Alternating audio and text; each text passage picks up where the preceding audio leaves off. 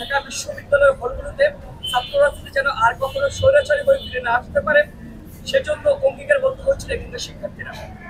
প্রতিটি হলে শিক্ষার্থী এবং প্রশাসনের মধ্যে লিখিত চুক্তি স্বাক্ষর হয়েছিল যে হলগুলোতে আর কখনো রাজনৈতিক সংগঠনগুলো তাদের রাজনৈতিক কাঠামো এবং রাজনৈতিক যে কার্যক্রম তারা পরিচালনা করবে না।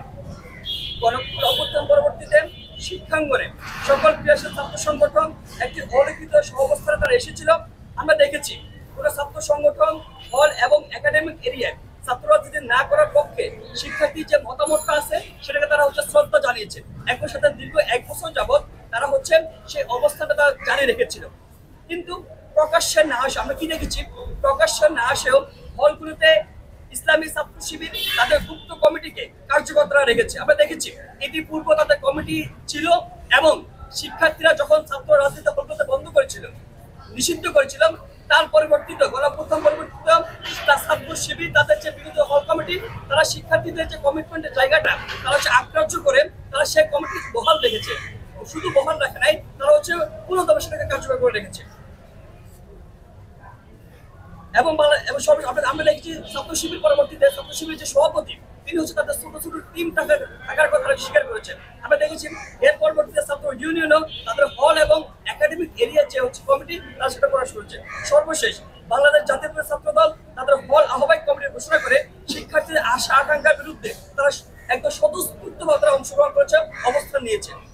এই অবস্থায় শিক্ষার্থীরা শঙ্কিত, তারা ওই বিষয়ে শঙ্কিত হলগুলোতে আবারও গণতন্ত্র বেশি কালচার ফিরে আসবে, আবারও প্রটোকল কালচার ফিরে আসবে, আবারও জোরপূর্বক হল থেকে ধরে নিয়ে যাওয়ার, বাইকে প্রটোকল দেওয়ার, নেত্রী এসেছে, নেতা আসতেছে, তাদেরকে প্রটোকল দেওয়ার, বাইকের প্রোগ্রামে যাওয়ার জন্য তাদেরকে বল প্রয়োগ করা হবে। এই বিষয়ে সংখ্যার জায়গা আছে, শিক্ষিত আদৌ সংখ্যার জায়গা আছে যে তার যে একাডেমিক যে লাইফটা সেটা ক্ষতিগ্রস্ত হবে, তার যে শারীরিক অবস্থাটা, তার বাবা মারা গেছে নাকি মা মারা গেছে, অসুস্থ কিংবা তার আগামীকাল পরীক্ষা আসছে কিনা সেটা কোনো দর্শকের বিষয় হবে না। তাকে শুধুমাত্র সিট বাঁচানোর জন্য বাইকে প্রটোকল করতে হবে, বাইকে প্রটোকল দিতে হবে। এই বিষয়টার সংখ্যার জায়গা আছে।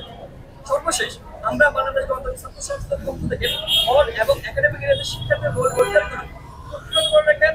হল প্রসঙ্গে অকার্যকর করে দেওয়া হচ্ছে এই যে রাজনীতি, এই যে অপরাজনীতি, সে অপরাজনীতির তীব্র নিন্দা প্রতিবাদ জানাই। অতীতে হল এবং একাডেমিক এরিয়াতে এ ধরনের অপরাজনীতি শিক্ষার্থীদের শিক্ষার অধিকার, বাসস্থান অধিকারকে ক্ষুণ্ণ করেছে এবং এরই মধ্য দিয়ে হলগুলোতে যদি আবারও গন্ডুম গেস্টরুম এবং বাই কালচার, প্রটোকল কালচার, কালচার যে রাজনীতি সেই রাজনীতি যদি ফিরিয়ে আনা হয় তবে এর বিরুদ্ধে আমরা শিক্ষার্থীদের পক্ষ থেকে আমরা না হয়ে দাঁড়াবো। শিক্ষার্থীদের পাশে থেকে শিক্ষার্থীদের পাশে নিয়ে সাথে নিয়ে আমরা এদের বিরুদ্ধে দুর্বার আন্দোলন করতে হবে। একই সাথে সকল ছাত্র সংগঠনকে আমরা আহ্বান জানাই, শিক্ষাঙ্গনে ছাত্র রাজনীতির রূপরেখা কেমন হবে, ছাত্র রাজনীতির কাঠামো কেমন হবে সেই বিষয়ে সকল ক্রিয়াশীল ছাত্র সংগঠন একই সাথে বিশ্ববিদ্যালয়ের প্রশাসনের একটা দায়বদ্ধতার জায়গা আছে। আমরা প্রত্যেককে আহ্বান জানাই, আসেন এই যে গণঅভ্যুত্থান, সেই গণঅভ্যুত্থানের অন্যতম স্টেক হোল্ডার হচ্ছে এখানকার অ্যাকচুয়াল সাধারণ শিক্ষার্থীরা, শিবিরের সাধারণ শিক্ষার্থীরা না, এখানকার অ্যাকচুয়াল সাধারণ শিক্ষার্থীরা এই গণঅভ্যুত্থানের অন্যতম স্টেক হোল্ডার। তারা স্বতঃস্ফূর্তভাবে আন্দোলনে অংশগ্রহণ করার মধ্য দিয়ে, জীবন দেওয়ার মধ্য দিয়ে, বন্ধুত্ব করার মধ্য দিয়ে তারা এই অঞ্চলের মধ্যে, এই শিক্ষাঙ্গনের মধ্যে একটা পরিবর্তন এনেছিল। আমাদেরকে অবশ্যই, আমরা যারা ছাত্র রাজনীতি করতেছি, ছাত্রদের নিয়ে রাজনীতি করতেছি, আমাদেরকে অবশ্যই ছাত্রদের যে সেন্টিমেন্টের জায়গাটা, সেই পালসের জায়গাটা, সেই শিক্ষার্থীর যে পালসের জায়গাটা অবশ্যই আমাদের প্রায়োরিটি বেসিসে রাখতে হবে।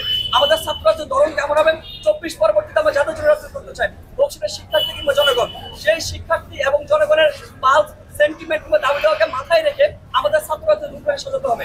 আমরা আজকে এই সমস্যাগুলোর মধ্য থেকে আমরা বাংলাদেশ গণতান্ত্রিক ছাত্র সংঘের পক্ষ থেকে ক্রিয়াশীল ছাত্র সংগঠন এবং ঢাকা বিশ্ববিদ্যালয় প্রশাসনকে আহ্বান জানাতে চাই, আসেন আমরা বসে হচ্ছে আলাপ আলোচনা করি এই দেশের ছাত্র রাজনীতি কেমন হবে, শিক্ষাঙ্গনে ঢাকা বিশ্ববিদ্যালয় ছাত্র রাজনীতি কেমন হবে সে বিষয়ে আমরা নিজেদের মধ্যে আলাপ আলোচনা করতে দেখেছি।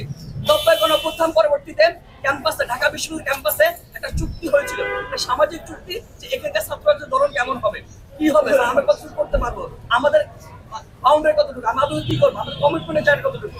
তারও ধারাবাহিকতায় 24 গণঅভ্যুত্থান পরবর্তীতে অনেক রকম চেষ্টা করেও আমরা সেরকম কোনো দৃশ্যগ্রহণ দিতে পারি নাই। কিন্তু আজকে যে পরিস্থিতি তৈরি হয়েছে ছাত্র শিবিরের পরে ছাত্র ইউনিয়ন, সর্বশেষ বাংলাদেশ জাতীয়তাবাদী ছাত্র দল আজকে যে কমিটির মধ্য দিয়ে আবার যে প্রত্যেক কালচারকে ফিরিয়ে আনাচ্ছেন আশঙ্কা তারা তৈরি করেছেন। আজকে আমরা আহ্বান জানাতে চাই, আপনারা আসেন, ক্রিয়াশীল ছাত্র সংগঠন সবাই আসেন, আমরা বসে একটা আলাপ আলোচনা করি, আলাপ আলোচনার মধ্য দিয়ে আমরা একটা চুক্তি তৈরি করি, আমাদের ধরনটা কেমন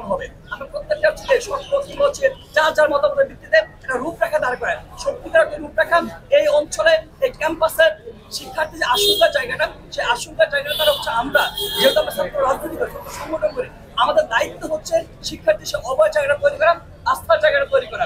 আমাদের মনে হয় আজকে আমরা আহ্বান জানাচ্ছি, আমরা শিক্ষক সবার সাথে পার্সোনালি সাংগঠনিকভাবে আমরা সবার সাথে বসবো, বসে হচ্ছে এই মুহূর্তটা আনার মতো আমরা ইয়ে করবো।